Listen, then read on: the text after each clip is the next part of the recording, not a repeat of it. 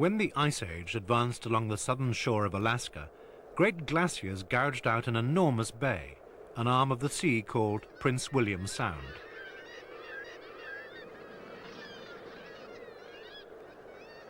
It's 160 kilometers long and 130 kilometers across, and it's one of the most beautiful places in the world.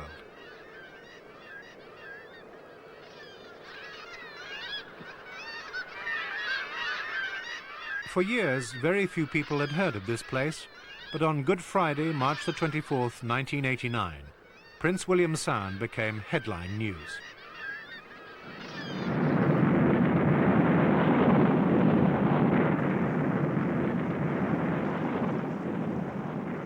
The Exxon Shipping Company are playing a deadly tug-of-war with an ever-spreading oil slick in Prince William Sound, and the company president, Frank Iarossi, admitted Filmed prior to the world-renowned spill, this program illustrates how things were before the oil.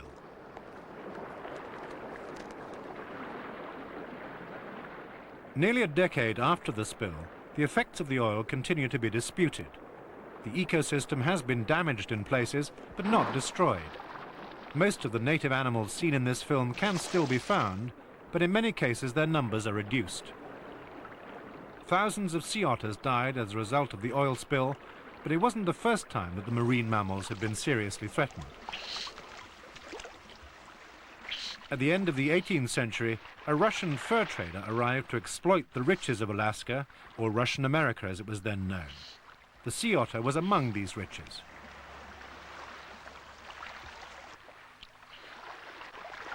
Barely 50 years later, the sea otter was nearly extinct in Prince William Sound, hunted out by the Russians and by the local people who worked for them. When the otter population was so low that hunting was no longer worthwhile, the killing came to an end, and the otter very nearly recovered its former numbers. Most people were thrilled to see it recover, but there are those, fishermen mostly, who say that the process has gone too far and that the otter numbers ought to be controlled. Prince William Sound lies on the shores of the northeastern Pacific Ocean at the head of the Gulf of Alaska. Its palisade of islands shelters it from all but the very worst storms. Humpbacked whales have always used the Sound in the summer. It's a quiet backwater where food is plentiful and disturbance is at a minimum.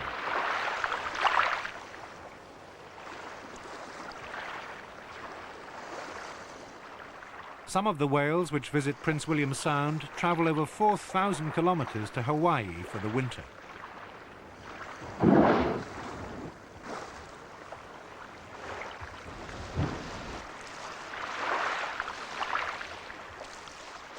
Hawaii is the humpback's great breeding ground, but here in the north, food is the attraction. The whales spend the summer moving about the waters of Alaska and feeding on small shrimp-like creatures called krill.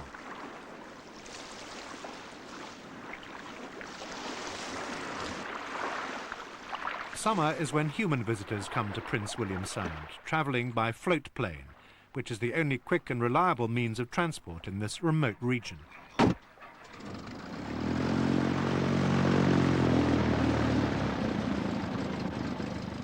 The float plane is the principal link between the remaining scattered settlements among the islands.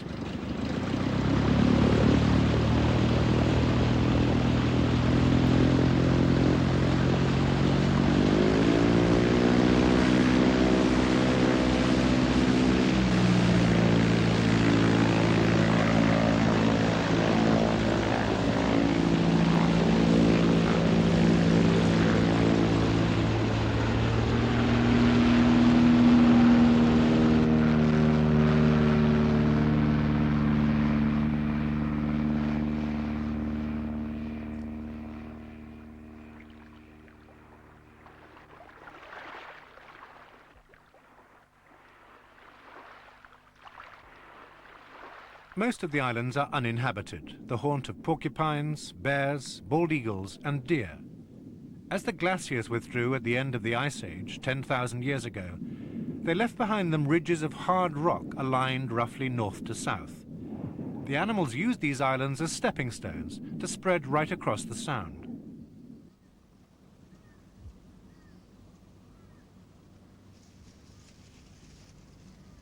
Most of the islands have populations of deer.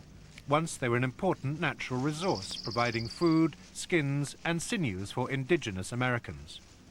But most of the local people have left their scattered camps around the islands to move into the towns and the 20th century.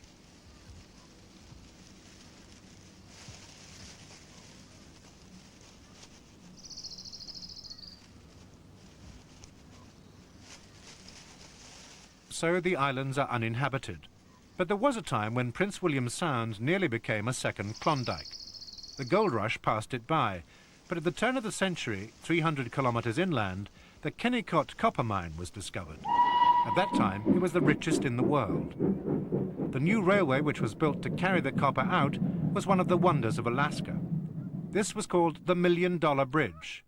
Now, its only value is for scrap metal. It was last used in 1938 and finally wrecked on Good Friday 1964 when a violent earthquake wrought havoc in the Sound. The epicenter was here, beside the Columbia Glacier. The glacier flows 60 kilometers from the Chugach Mountains into the Sound. Its front is 6 kilometers across, and every day it drops thousands of tons of ice into Columbia Bay.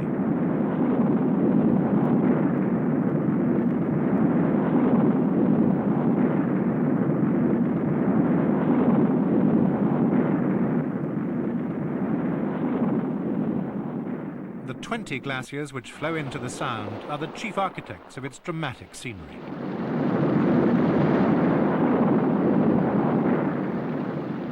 Most of them have been retreating since 1983, probably due to climate changes.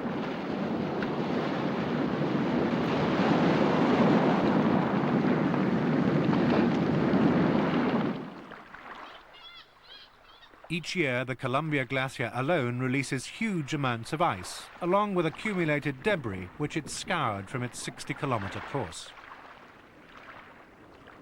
Close to the site of the village of Chuniga, which was swamped and abandoned in the earthquake, the Chuniga Glacier is less active where it tumbles into Icy Bay.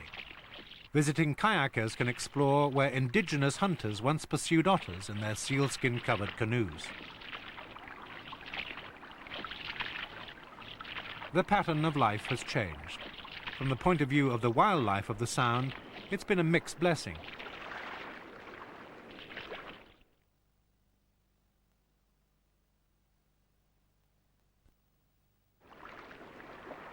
On a quiet morning in May every year, the little harbour of Cordova hums with suppressed tension and powerful boat engines. The killer whales have been reaping the harvest already, but for humans this is the first day. The salmon season has begun. A flotilla of boats sets out, each skipper making for his own favourite location in the Sound. Fishing is the main business in Cordova. The opening of the salmon season is a hectic time for humans and wildlife alike.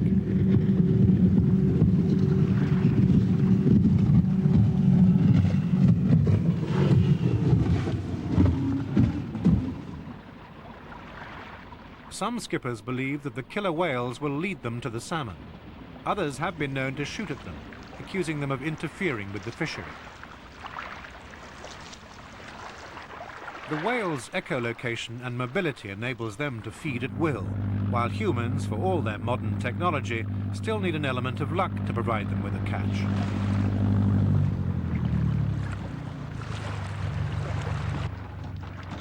Five different species of salmon come each year to breed in the 900 spawning rivers which flow into the Sound. They're numbered in tens of millions. Alaska's salmon fishery has been erratic. Between the 1940s and the mid-70s, the catch fell by half, partly because of overfishing and partly because of a series of hard winters. Now, in Prince William Sound, fishermen and biologists have the added problem of oil spills to worry about.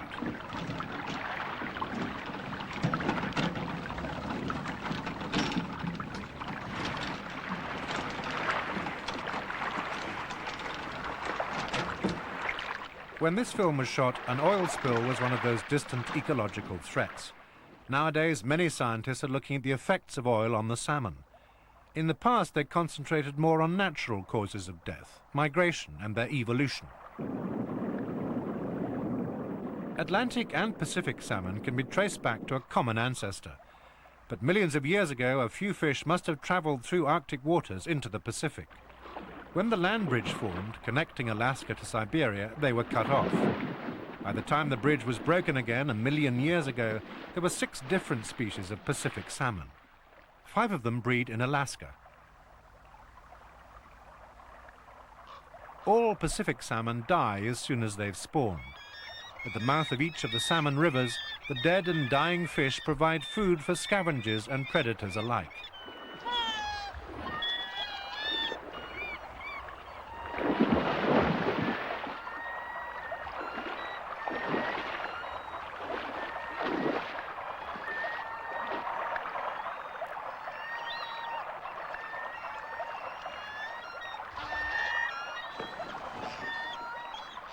Because Prince William Sound is relatively compact, with so many rivers so close together, it's an ideal place to study what's happening to the salmon. Before the oil, the question was, why are there good years and bad years, and can the range be predicted? In streams like this, it's fairly easy to monitor the movements of a whole returning generation. The presence of dippers indicates that the water is clean and the stream is undisturbed. The presence of a bear is a sign that it knows what a salmon trap is.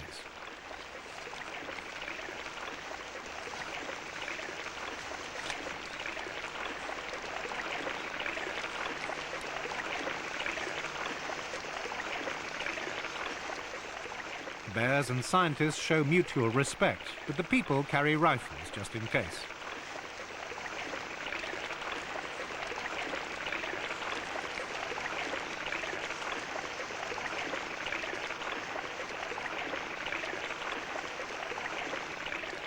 There's still a lot to learn about the factors affecting the size of the salmon run in any given year. To manage the fishery properly, the state has been measuring how many fish arrive each year and what condition they're in. The growth rings on a single scale reveal the fish's age and its state of health. Pink salmon, like this one, return after 1 year at sea. The biologists can predict how many should come back, but they're not always right, and they want to know why.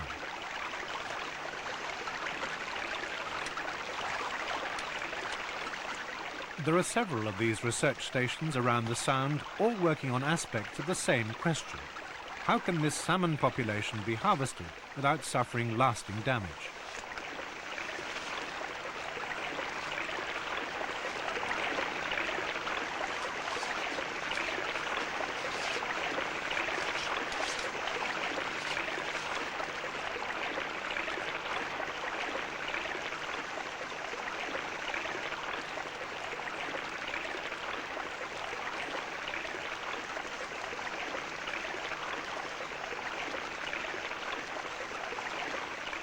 The trap takes a random sample of all the fish coming up the river.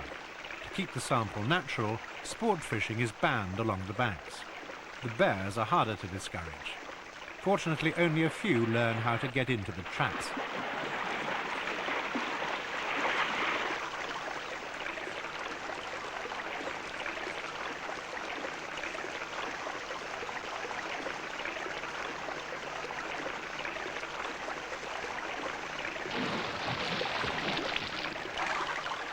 There are bears on most of the larger islands in the Sound, and the mainland, especially here in the west, teems with them. Every summer they feast on the salmon run, laying down fat for their winter hibernation. A convenient trap is an added bonus.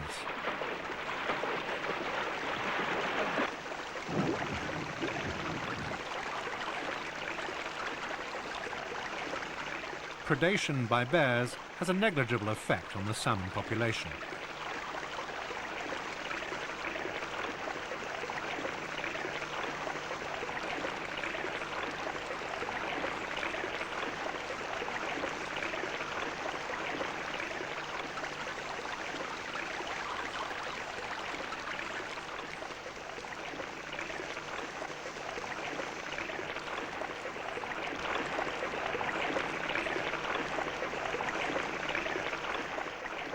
The bears are not a cause for concern.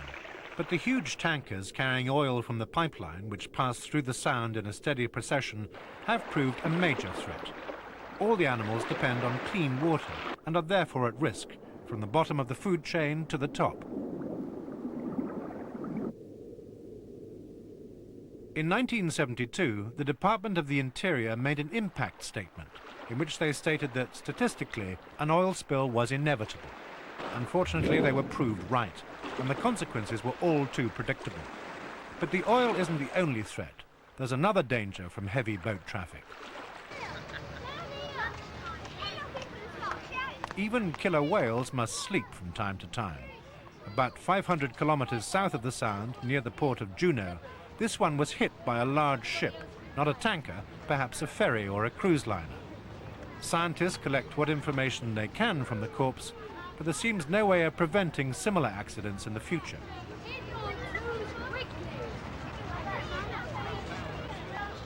Away from the shipping lanes, life is less risky. Stella's sea lions were named after George Wilhelm Stella, the Danish biologist on the St. Peter, the first ship to explore these waters in 1741. Their main breeding grounds are in the Aleutian Islands, 1,000 kilometers to the west. But they have breeding colonies all around the North Pacific, from Japan to California. Over a century ago, the great whaling skipper and explorer Charles Scammon predicted that commercial hunting would wipe out sea lions within a very few years. He was almost right. Fortunately, the sea lions survived in a few remote locations like this.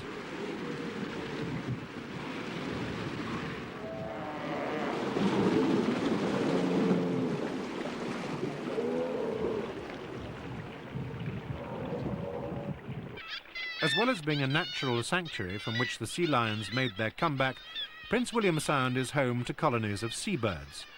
Kittiwakes breed all round the Arctic, across the top of Siberia and Canada, and as far south as the British Isles. A kittiwake breeding colony is an extremely noisy place, as each pair proclaims ownership of its own particular ledge.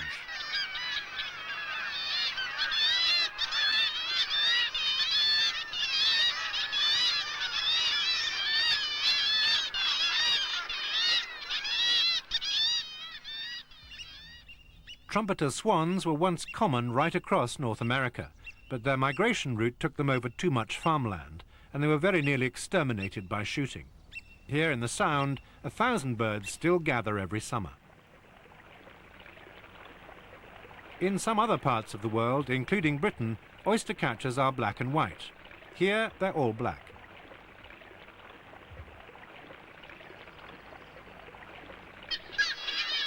Many of the islands are capped with muskeg, a deep, spongy bog which delivers endless streams of water throughout the summer. Part of the kittiwake colony is underneath one of these perpetual waterfalls.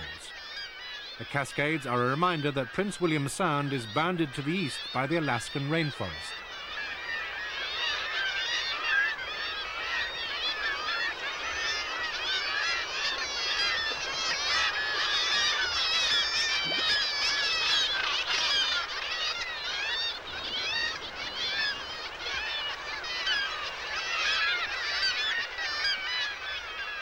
As soon as the young birds have fledged, the kittiwakes will leave for the open sea, where they spend the winter.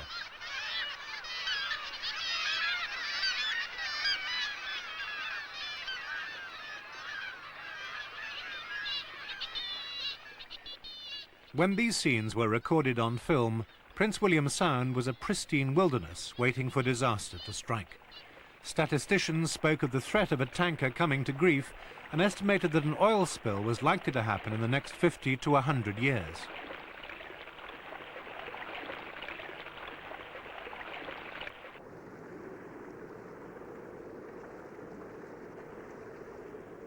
In the event, it was less than 2 years after this film was taken that the Exxon Valdez ran onto the Bligh Reef. Everyone knew that a disaster like this would happen one day, but when it did, the operation to clean up was delayed. After 2 days of inactivity, a violent storm blew up. The short-term damage this caused was highly visible, but the long-term effects continue to be disputed.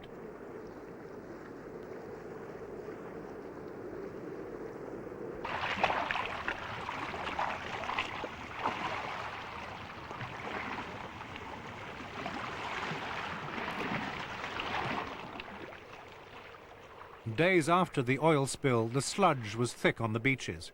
It also covered the trees in some places where it had been flung by the storm. Gleaming bronze shapes among the rocks had been birds, guillemots, cormorants and eider ducks, and others which were unrecognizable, some poisoned by the oil, others swamped in it.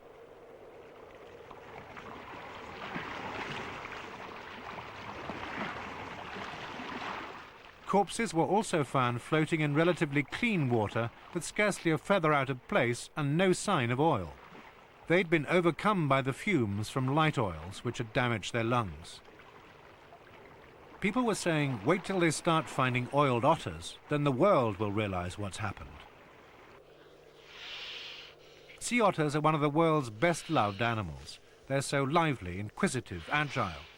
Quite unlike this tragic creature coughing and shivering on the beach. A couple of fishermen from Cordova had joined the effort to catch sick otters to send them to Valdez for cleaning and rehabilitation.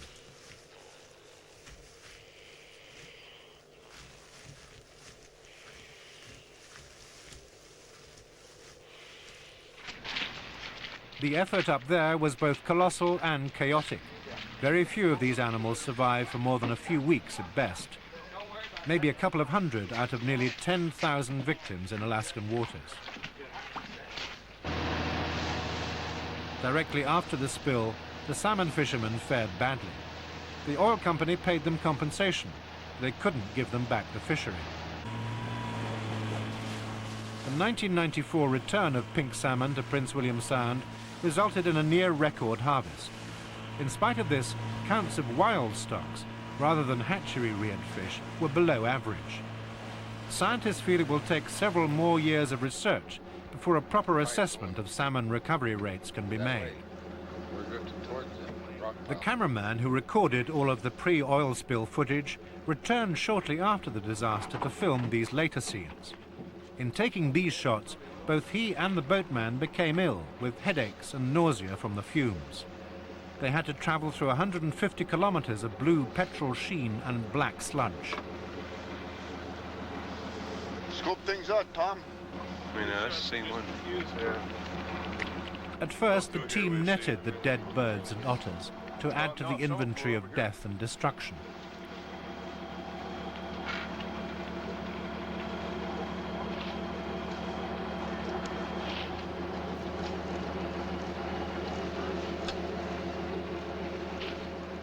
Soon there were too many. They left them for others to collect while they catalogued the damage on film. The silent sound, as this place is sometimes called, took on a new silence. A large part of Prince William Sound had become a lifeless monument to the oil industry.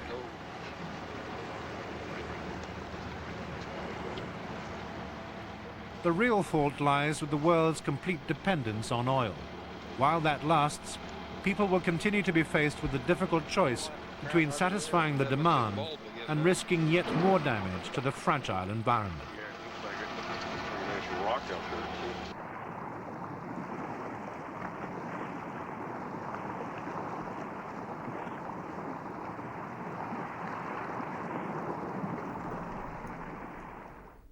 No dwellers of the deep tomorrow, but at 7:30 on Wednesday we visit Palau, an archipelago of 200 islands in the Pacific. Lovely.